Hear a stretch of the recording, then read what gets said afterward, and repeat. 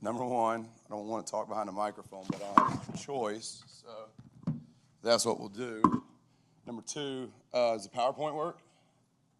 I'm going to take that as a big, fat, hairy no.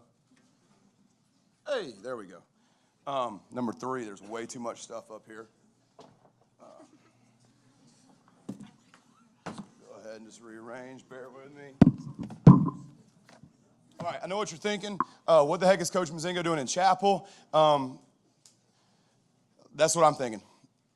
Yeah, it's weird. It's awkward. First day we got in here, the one time we were all sitting on the floor, and it was like, okay, that's kind of odd. Then next, Miss New says, hey, let's bring the football coach up here, and he'll talk to us after we had, talked about diversity and everything else. So I know you probably think it's probably a little strange. I know I do, but I got a couple things to share with you, and I'll do that as quick as I can. I know you guys, this is my PowerPoint right here. First slide's this blue screen. Come on, Kegel.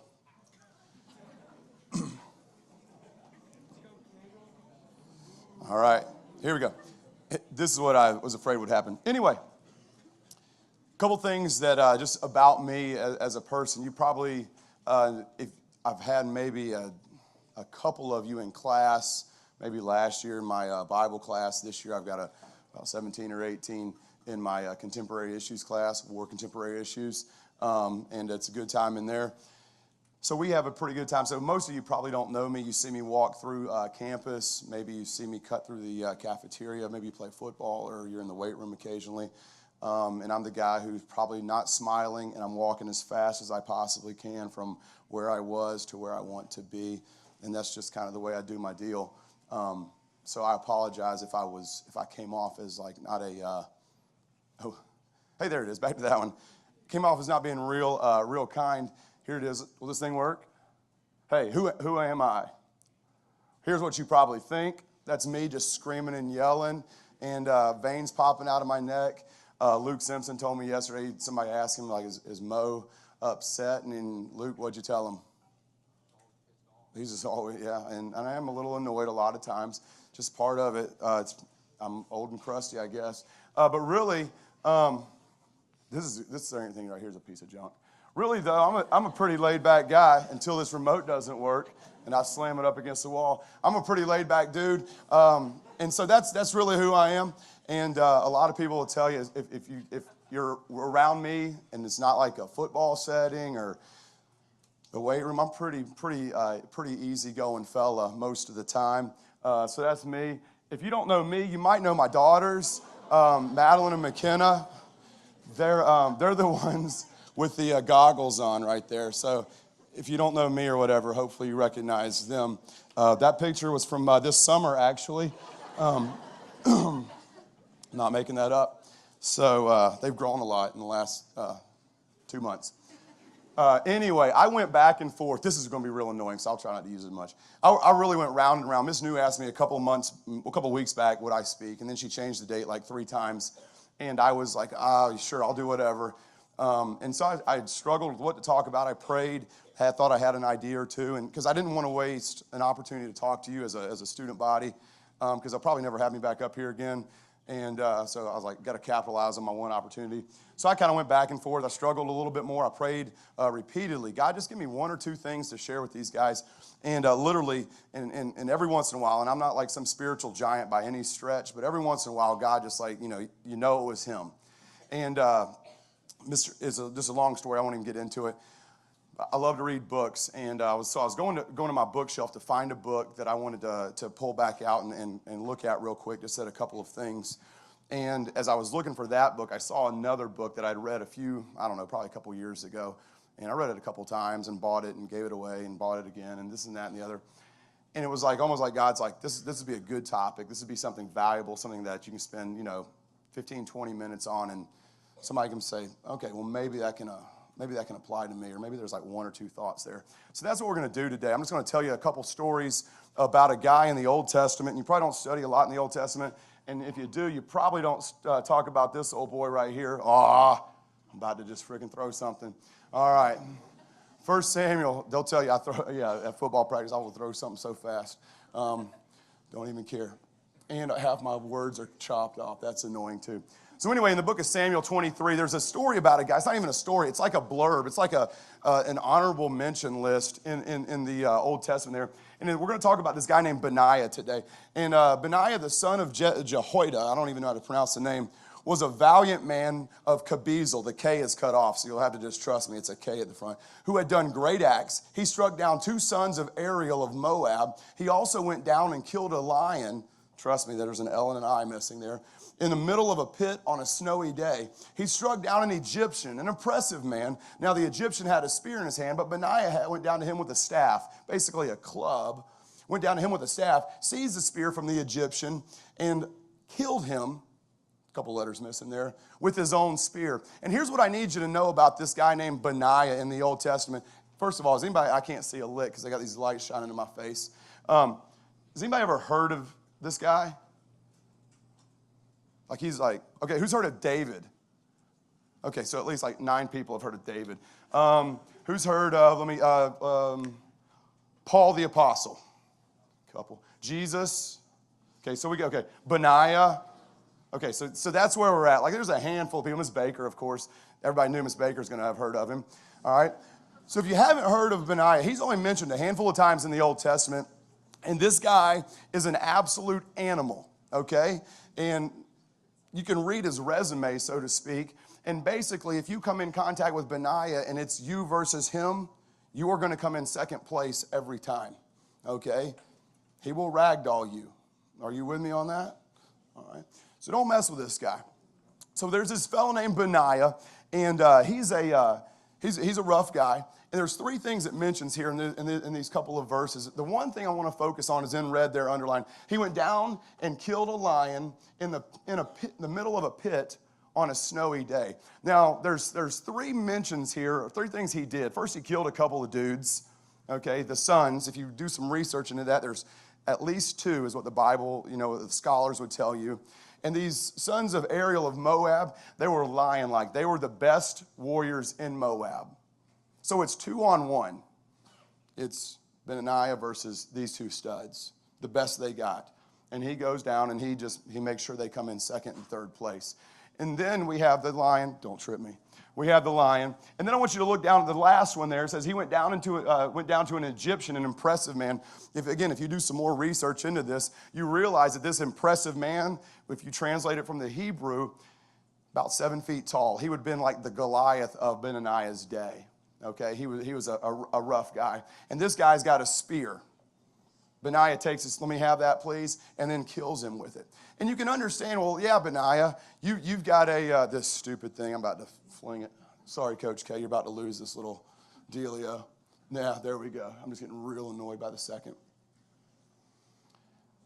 You look at him fighting these 2 dudes. I'm not even messing with it anymore. You look at him fighting a couple of guys. You're like, well, maybe he was defending himself. You look at him fighting the Egyptian guy, and you're like, well, maybe he was defending himself. However, the one thing that stands out in the verses is that Benaiah, he goes down into a pit. And let's just be honest with you. If you have to defend yourself, well, you'll do that. Survival skills will kick in, okay? If you go down into a pit with a lion, you've made a conscious effort. You've made a decision that there is a lion in a pit. He's trapped. He's not bothering me. I could go the other direction and everything would be A-okay. But Benaiah says, lion in pit, snow on ground. Hey, this looks like something I might want to be a part of. Let's get in elbow deep in here. And just so we're clear, I did a little bit of research on lions, and Miss Traylor could probably go the whole zoology mode on this. They run about 50 miles an hour when they want to. They can leap up to 36 feet, and they eat up to 25 pounds of raw meat per day. So they're not nice creatures. And I found some with blood all over and some growling and this and that and the other. So just so you know, Benaiah, when he jumps in the pit, he's not just doing it because, hey, you know what, this is an easy battle for me. This is something that he consciously makes a decision to do. And so based on the story of Benaiah, specifically this portion about him jumping into a pit with a lion on a snowy day, all right? We're going to give you a couple of truths today, and then I'm going to shut up and you can head on to second period and vote for homecoming queen. Here's the one thing I want you to know about Benaiah. Truth number 1, when we don't have the guts to step out in faith and chase lions, All right, when we don't have the guts to do that, we rob God of the glory that is his, rightfully his. So many times I could give you account after account in my own life where God said, hey, I want you to do something big. I'm like, I'm just a little nervous. What are some things that stop us? What are things that stop us from chasing a lion? Do I need to put the scary lion faces back up there again? What are things that stop us from chasing lions? Fear, just general. I'm scared. All right, fear of what? So scared of what? Thank you, Ellie. Scared of what? This is the part where you would lob, it's dark. I don't even know who you are. So if it's the wrong answer, it's like, who was that? I don't know. Pain. Pain, all right. Failure. Yeah, failure. I don't want to. What happens if you fail, Lucas? Fail. Well, you do. 2 claps for Lucas. That a boy, Lucas, all right. I used to think he was smart. You fail, but what happens if you fail? You might die. It could lead to death. We don't always have to go to a category 5. What other things could happen prior to death? Other people would die. Okay, somebody else help Lucas out right now, please, because this is going in the wrong direction. What'd you say? Humiliation. Dear God, what will people think? All right? Who here is concerned about what people think? Liars, the lot of you. Everybody in here is terrified of what people think, okay? Believe me, I'll pull the swimsuit models up, the Mozingo swimsuit models, and show you that again. I guarantee you, Madeline and McKenna are like, he's dead meat. All right, don't tear that up. All right? Everybody's terrified of humiliation. And so here's what I know from my own life, and maybe 1 or 2 other people in here. Many times, what stops you from doing something for God or chasing a lion or doing something big is you're scared of what somebody else thinks. And one day you'll be 43 like me, and you'll be like, who cares? Like your dad, you ever go out in public with your dad, and you're like, seriously? You're sitting at the ball game, you're at UT, and it's like, okay, why did he wear those shorts with his white legs sticking out, and they're like gross looking? Dad. Nobody? Just my dad?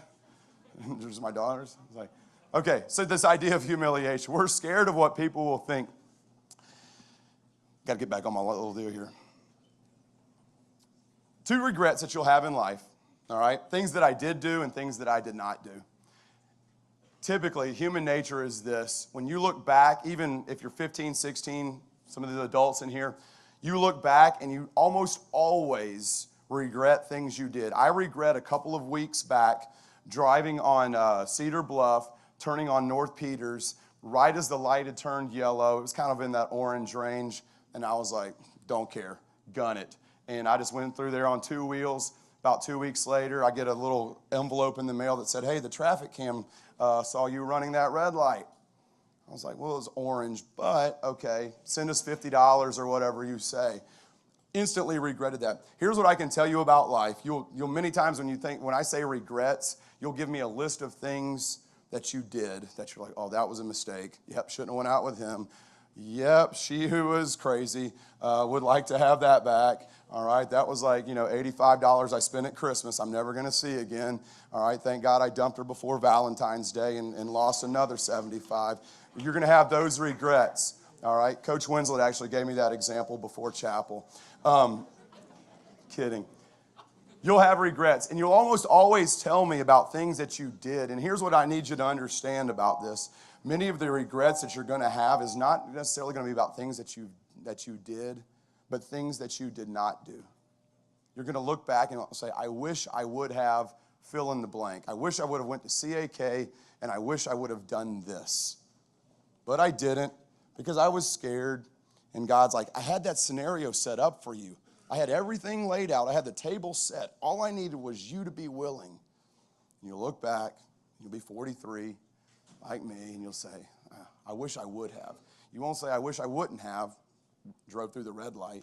Say, I wish I would have, and you'll fill in the blank with something else. So that's number one. Make sure that you understand from Benaniah's life, when you don't have the guts to chase a lion or circumstances, you're robbing God of what he wants for you. The second thing kind of goes hand in hand with that, all right? And this is more focused on you. The first truth was focused on God.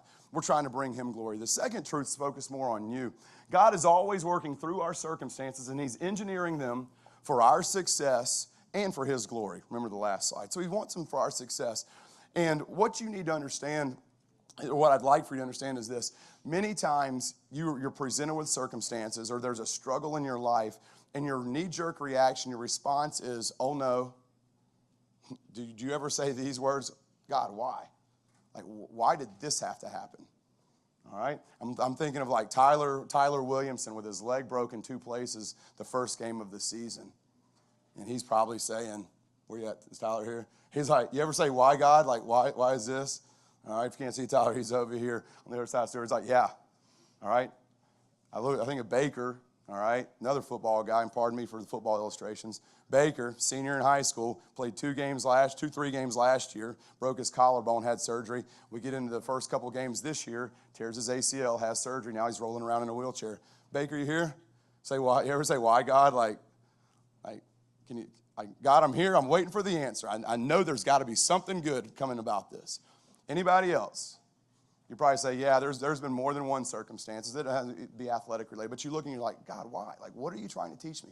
And you need to understand this. He's always working through your circumstances, and he wants to make sure that you get this one thing, all right, that he wants your success. You with me on this? I need you to repeat after me. Lions equals opportunities. Lions equals opportunities. All right, so the lions, obviously, is the struggles that we have. Here's a couple things for you, and I got to hustle through this. You've got problems, you've got struggles, you've got something in your life, and you're saying, God, why? And there's 2 types of people, and every single person in this room will fall into one of these 2 categories. Some people are going to complain about them, all right, and other people are going to use it as an opportunity to worship. Don't trip me, dude. All right, it'll be real embarrassing. It'll be like the why God deal, all right? Complainers and worshipers. Some people solve problems, and some people just identify problems, all right? Mr. Snyder could probably tell you, he has people all day sending him emails that say, hey, here's a problem, here's a problem, here's a problem, here's a problem. And once in a while, he'd like for somebody to say, hey, here's a solution, all right? And that's what you need to understand. God puts circumstances in your life, situations, maybe it's a struggle, maybe it's something you don't understand, and the sole purpose is to make sure that you understand he's engineering them for your success. You're either going to do one of 2 things. You're either going to fall into that category of a complainer that just, God, why?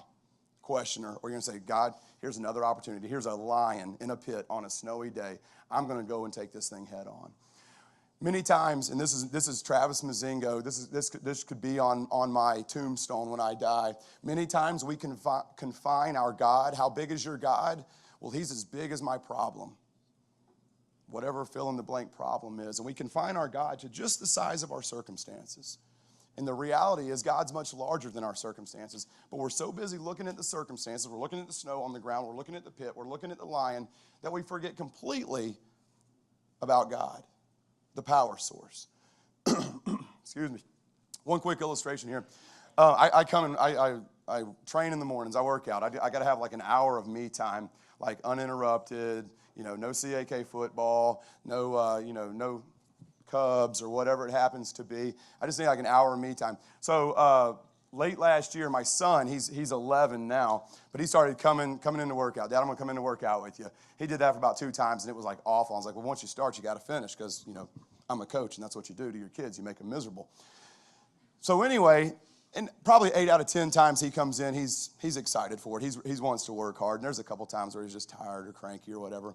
Well, on Tuesdays, we drag sleds. And they have weight on the back, and they're really heavy, and we drag them on the football field. And so we're out there, and we load his sled up, and here's the deal. You drag it 50 yards, you take some of the weight off, some dumbbells or whatever's on there, you do an exercise, you put it back on there, and you drag it 50 more yards to the far end zone. You turn it around, do an exercise, put the weight back on, you drag it 50 yards to the 50-yard line, take the weight back off, you do it, and you do it back and forth, and, do it for a little while till it really, really hurts.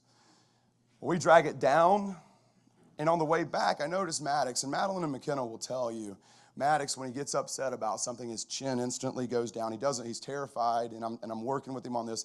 He's terrified for people to see him cry, and I'm like, dude, you can be a man and still cry. My football players will tell you I cry all the time, all right? So don't worry about it, So his chin's down, and I noticed this. He's at the 50-yard line.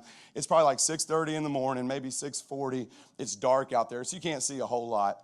And so I know this. He's behind me. I'm pulling it a little bit faster than he is.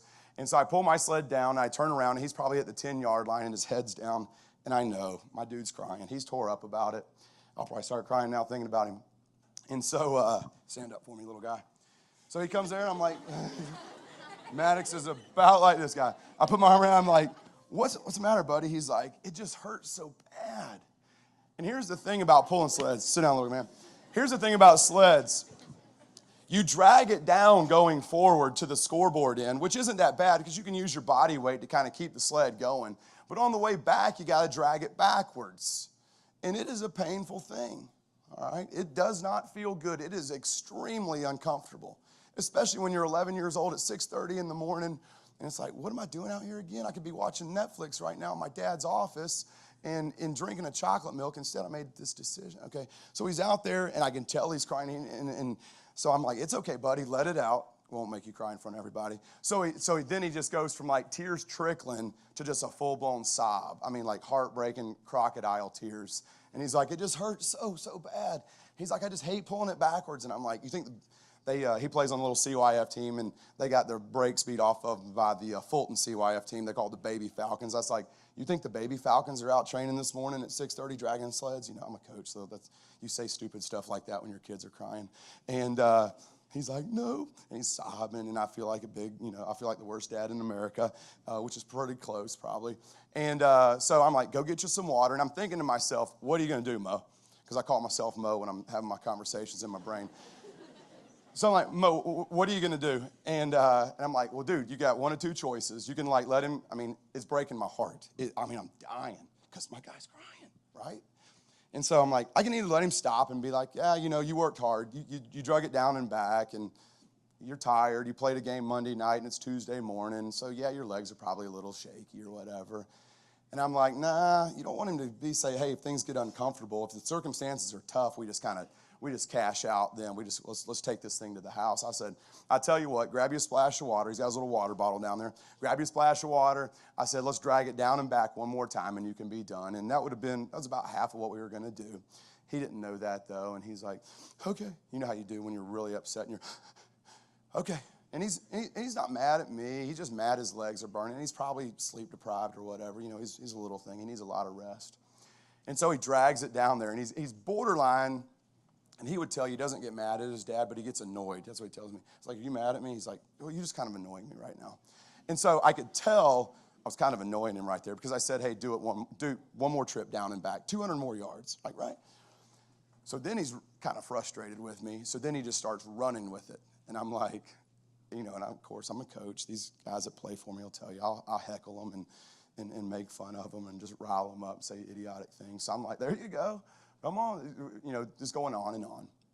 And he drags it down, stops at the 50, does his push-ups, drags it down 50 more yards, does his bent over rows, turns it around, drags it 50 more yards, does his push-ups. Then he does that last 50 yards. He's still on sprint mode, probably because he wanted to be done with it. But, hey, what do I care? He's pulling a sled harder and faster than he was before. This is like mission one. You've accomplished my goal, Maddox. So he drags it down there, and he slams it down. I can tell he's annoyed. And I'm like, good, perfect. You need to be frustrated once in a while. There has to be a struggle if there's going to be growth. There has to be a lion, all right, if there's ever going to be an opportunity. So anyway, fast forward to Monday night. We're over here at football practice, and he's got to run over to his little game at, I don't even remember the name of the park. What's that park they call it over there where all the little guys Who? Tarleton, there you go, Tarleton. So he's over there at Tarleton, and I'm getting my phone. I get over after practice, and my phone's got like 26 text messages or whatever, and they're all on the same thread. And it's like, first play from scrimmage, Maddox takes a 70-yard touchdown right down the sidelines. And I'm thinking, oh, that's cool or whatever. They'll probably get beat again because they're not a very good team. But, hey, at least one positive thing out of it. So last night, fast forward to last night, I'm reading over my notes for this. And I've got the Cubs game on because they're getting ready to pound the Cardinals' eyes out and win another division. That's what I'm talking about. All right, so I'm watching the Cubs game on mute. I've got my notes out for this morning, and he's over there watching on the iPad, watching Huddle, which is like the football software. He's just watching the game for like that. He's already showed me all of his plays while I was eating downstairs, and now he's followed me upstairs, and he's showing them to me. So he's showing me the plays, and I'm looking at them, and I'm looking at the Cubs, and I'm looking back at my notes, and giving him about a third of my attention. So he's like, okay, just one more time. You want to see my 70-yard run? I'm like, of course I do. In my brain, I'm like, seen it, been there. You know, you showed it to me 6 times already. Is it the same one that you showed me while I was eating? Okay, just want to make sure. I didn't say that. I was just thinking those things. So he shows me, and I'm just kind of watching it and just nodding like your dad does when you show him something that you've shown him 9 times before. And so he goes and sits back on the couch on the other side there, and I kind of breathe a little sigh of relief. And so I asked him, I said, do you think those guys from, I don't remember the team now. I said, you think they drag sleds on Tuesday mornings? He's like, no way. I was like, you think that? He's like, this is what happens when you're 11 years old. I said, you think dragging that sled Tuesday morning when you were so mad and you're crying and frustrated? I said, you think that helped? He's like, he's looking down. He's like, I don't know. Maybe. And I thought to myself, I'll take a maybe right now. And maybe it didn't help. Maybe it was a complete waste of his time. But here's my point to you guys. Every once in a while, you got to have a struggle that you're working through, okay? Because God's engineering it for your success. And we get mad at God or we get frustrated with God, and we slam the sled down. God, why? Dad, why? It's 6:30 in the morning. Why do I have to drag the sled backwards when dragging it forward is so much easier? Engineering it for your success. There's a rhyme and a reason, and so many times we get consumed with the circumstances that we forget the God that's putting those all together. And our Heavenly Father, what I scribbled down in my notes, our Heavenly Father is just like I was last night, sitting there when my little guy's talking to me. It's like, do you think that helped? And he looks at me and he's like, maybe. That's why we struggle. That's why we grind. That's why we go through circumstances that are uncomfortable. The last thing I want to tell you, number one was, hey, God wants you to go through a struggle to bring honor and glory to him. Number two is he's working this out for your success. And then truth number three is that the difficulties, the struggles, the lions, if it were, in our lives, they help make sure the good times stay the good times. What do you mean? That sounds like something Mr. Otis would say, all right? Well, like one of those little philosophical riddles that he gives if you're in his class. It's like, let me think about that one before I answer. Here's what I know. If every day was a good day, there'd be no such as good days. So you got to have a bad day every once in a while, right? Nod your little heads up and down. I know, like, we're maxing out the attention span. You're like, Mo, the seat, it's hard. All right, the food they're getting ready to put out, I'm hungry. Stay with me for just another minute. Many times, and this is me, and again, I'll tell you, I'll put myself at the front of the line, and this is the way I work with God. I'm like, God, can you please get me out of this circumstances? Can you please solve this problem for me? God, I believe you work miracles. God, I believe that you're the God of the universe and that you can do anything you want. Now I just need you to solve all these problems for me and make my life good again. That is how I pray. Just solve my problems, and I'll keep doing my devotions, and I'll sing the praise songs, and I'll do this and that and the other. And we'll just have this nice little, human being, soul that you love, deity relationship. And that's not the way it should be at all. So instead of asking, hey, God, can you get me out of these difficult circumstances? Ask God, what can I get out of these? About a year and a half ago, my dad was diagnosed with cancer. And you got to know this about my dad. I'm 43. Like, from the time I can remember, like the earliest recollection, the dude smoked cigars, like just big stogies. Like, didn't care about cigarettes, didn't care about, smokeless tobacco, Copenhagen, and stuff. He just smoked big stogies. I mean, just big tar-filled, cancer-filled smoking stogies all the time, like boss hogs. I mean, just chewing on the end of them. That's all he did. And so he did that from like the time he was like 15 till he was, in his 60s. So, you do that long enough, you get cancer. It's not like you don't have to go to medical school to figure that one out. And so the guy gets cancer. This is back in January a year ago. And instantly, what do you do when somebody that you love gets cancer? God, please heal them. Take the cancer away. Make this thing go away. Work a miracle. We'll praise your name. We'll get to be a witness to the doctors and to our loved ones that, God, here's how awesome you are. He had cancer. He smoked for this many years, big fat stogies, and had cancer, and suddenly, miracle, you healed him. And that was the prayer. And so he was diagnosed with cancer in January. By June, we were at his funeral.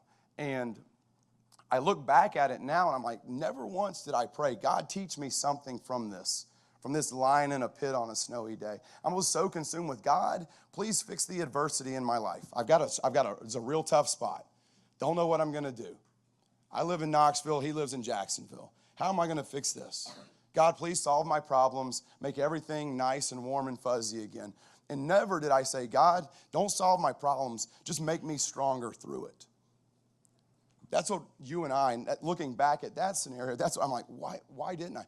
And have you ever been there and just at least give me a false sense of hope, and nod your head up and down and say, yeah, that's the way I pray. Here's my difficulty. God, can you solve this real quick? You're a powerful God. We sing about it in chapel. I heard it in youth group.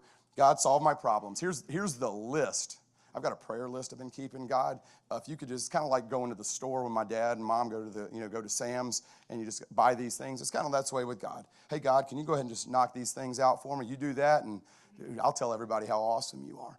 And very rarely do we actually pray, God, can you fix this?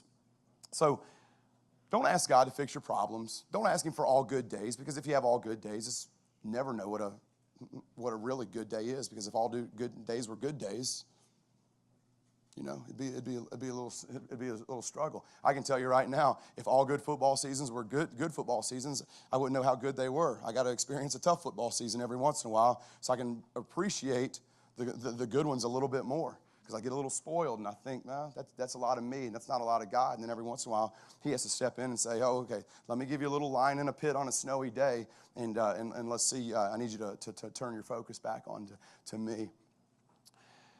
If there's no struggle, there's no lion, there's no incredible bravery, we'd never have heard of this guy named Benaiah. And now you know about Benaiah. Here's the final chapter. I don't even know what time it is or when I'm supposed to finish. So where does he go from the pit? All right, Benaiah jumps in a pit with a lion, which is absolutely idiotic. Okay, let's be honest. That no sane man does that. So he jumps in the pit with a lion on a snowy day. He kills people by the 2s and 3s. He takes you, if you're bigger than him and you've got a better weapon than him, he takes it away from you and he kills you with your own weapon. He's a rough guy. So here's what it says in verse 23, which is immediately following his little quick resume. It says, these things Benaiah the son of Jehoiada did, and won for himself a name alongside the 3. If you go back and look at Jewish history, the 3 were King David's most trusted military leaders. And so David set him over his bodyguard. This is Benaiah. David looks at his resume and says, 2 people, really? Those aerial dudes from Moab? Oh, wow, this Egyptian, the 7-footer, you took his spear away from him and you killed him too? So tell me, Benaiah, tell me about this, the pit and the lion. Like you made a decision to go in there. He's like, well, yeah, it just seemed like something that needed to be done or whatever. So David says, well, this is the exact guy I want over my bodyguard. And so you can look back at Benaiah's life and all the difficulties, all the struggles, and all the times where God said, hey, I'm going to put you 2-on-1. Hey, I'm going to put you 1-on-1, and he's going to have a better weapon than you. Hey, I need you to go jump in this line. I need these difficult circumstances that Benaiah's history is littered with.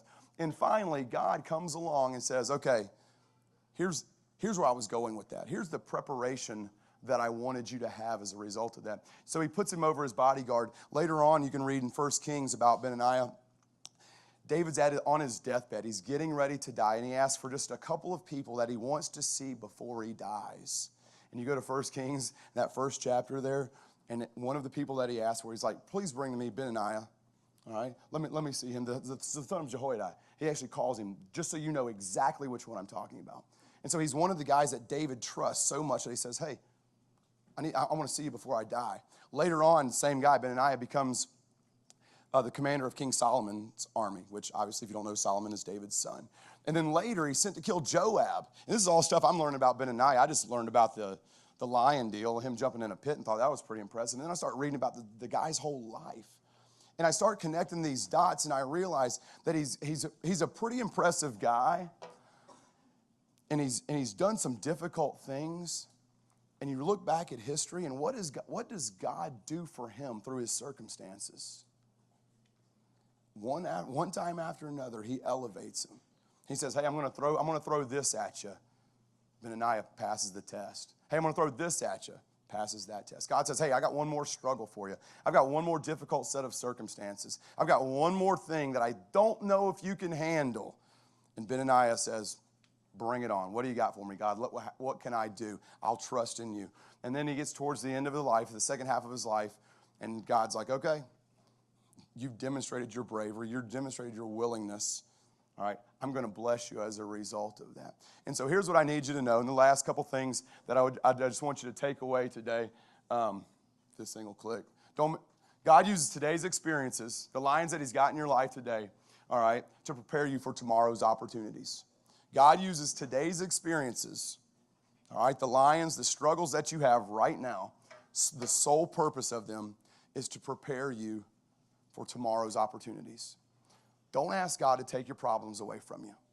Don't say, God, please solve my problems. Say, God, please make me stronger for it.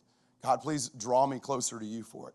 Don't get in the bad habit of saying, God, here's my prayer list. I need you to solve X, Y, and Z with this girl or with that guy or this teacher and this. Make sure you look back and you say, God, don't fix my problems. Make me stronger. Make me better for it. We good on that? All right. Big thing is don't miss that opportunity. Let's bow your head and close your eyes. We'll close in prayer. God, thank you for the day that you've given to us and just how good you are to us. We're thankful for, in spite of how we fail you and how we don't deserve your love, you never, ever hesitate to continue to give it and pour it onto us. And we're thankful for that. We're thankful that your love's unconditional and you don't look at the things that we've done. You don't look at the things that we've not done and make judgments on us. You say, I love you still the same. God, we're thankful for Benaniah, and we're thankful for just the example he sets for us as an individual who you continually stressed and you continually gave him difficult circumstances and struggles, and you gave him a lion in a pit on a snowy day, and you brought him through that just so you could bless him. And God, I ask that each one in this room, Lord, from the youngest person in here to the oldest person in here, God, that each one of us would realize that your entire plan is to bring you glory and for us to have success. God, I ask that be a truth that we could hang on to. God, I ask that the experiences that we have, God, we would look at them as opportunities that you have prepared for us and planned for us. Give us the courage, give us the guts, take away the fear that keeps us from doing something for you. God, let our circumstances be smaller than our God, not the same size as our God. We love you so much. We'd ask that you bless each one in this room. In your name, amen.